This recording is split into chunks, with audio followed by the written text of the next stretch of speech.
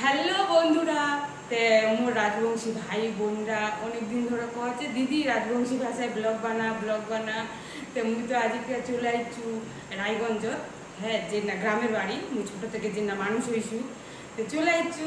তে আজকে মুই রাজবংশী ভাষায় ব্লগ বানাছু। তে আজকে বাড়িতে রান্না হচ্ছে, কি নাম দিয়েছি গে মা?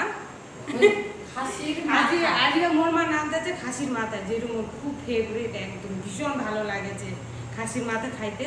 তো শিলিগুড়ি তো নাই পাচু, তো না ইচ্ছু না, তার জন্য মোর মা খুব নাম দেখে না।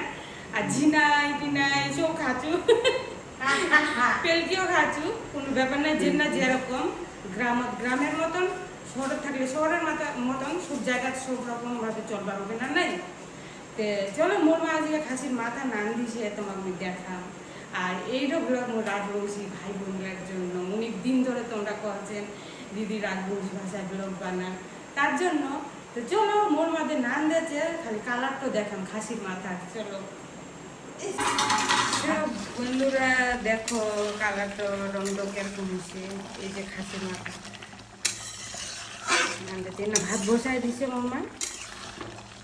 আর মোর মা হাতের রান্না খুবই খাইতে টেস্ট, সবার মায়ের হাতের রান্নায় খুবটা খাইতে টেস্ট না। তুই কিছু খাওয়া চাচ্ছি? কি কবা চাচু? চলো তাহলে কিরকম লাগেল কবেন, ফার্স্ট টাইম ব্লগ বানানো রাজবংশী ভাষায়।